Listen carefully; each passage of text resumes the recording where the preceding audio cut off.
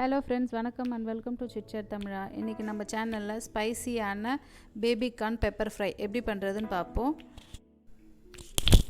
இப்போது இந்த பேபி கார்னை குட்டி குட்டியாக நறுக்கி வச்சுருக்கேன். அதை நம்ம இந்த மாதிரி 5 மினிட்ஸ் பாயில் பண்ணிக்கலாம். இப்போ இதுக்கு தேவையான அளவு உப்பு ஆட் பண்ணிக்கலாம். இது ஒரு 5 மினிட்ஸ் இப்படியே இருக்கட்டும்.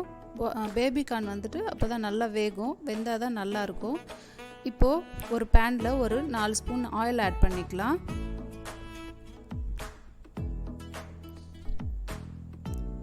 ஆயில் கொஞ்சம் சூடானதுமே ஒரு பச்சை மிளகாய் ஆட் பண்ணிக்கலாம்.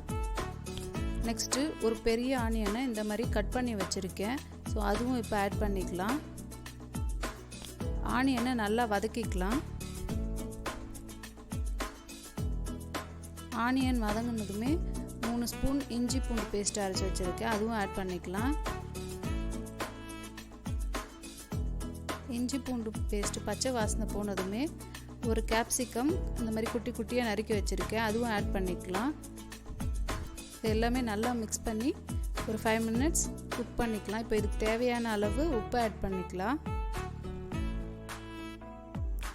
நம்ம பாயில் பண்ணி வச்சுருந்த பேபிக்கான ஒரு பிளேட்டுக்கு மாற்றிடலாம். இப்போது கொஞ்ச நேரம் இது ஆறட்டும். அதுக்கு முன்னாடி ஒரு மிக்ஸி ஜாரில் ஒரு 1/2 ஸ்பூன் மிளகு, சீரகம், அப்புறமா சோம்பு, இது எல்லாத்தையும் சேர்த்து ஒரு பவுடர் மாதிரி நம்ம அரைச்சி எடுத்துக்கலாம். பாருங்கள், எல்லாமே நல்லா வெந்துடுச்சு. இப்போது இந்த பேபிக்கான நம்ம இதில் ஆட் பண்ணிக்கலாம்.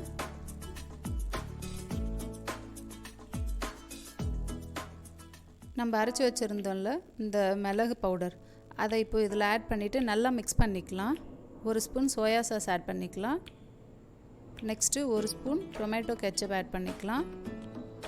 ஆட் பண்ணிவிட்டு நல்லா மிக்ஸ் பண்ணிக்கலாம். இதெல்லாம் இப்போது ஒரு பவுலில் 1 ஸ்பூன் கார்ன்ஃப்ளவர் மாவு, அப்புறம் ஒரு 4 ஸ்பூன் தண்ணி சேர்த்து எந்த பபுள்ஸும் இல்லாமல் நல்லா மிக்ஸ் பண்ணிக்கலாம். இப்போது நம்ம மிக்ஸ் பண்ணி வச்சுருந்த கார்ன்ஃப்ளவர் மாவு தண்ணியை இதில் ஆட் பண்ணிக்கலாம். இது ஏன்னா ஆட் பண்ணுறோன்னா அப்போ தான் நம்ம கடையில் சாப்பிட்றோம்ல இந்த சாஸ் மாதிரி அந்த மாதிரி இருக்கும், அதுக்காக தான். அவ்வளோதான், நம்ம பேபி கார்ன் ரெடி ஆயிடுச்சு.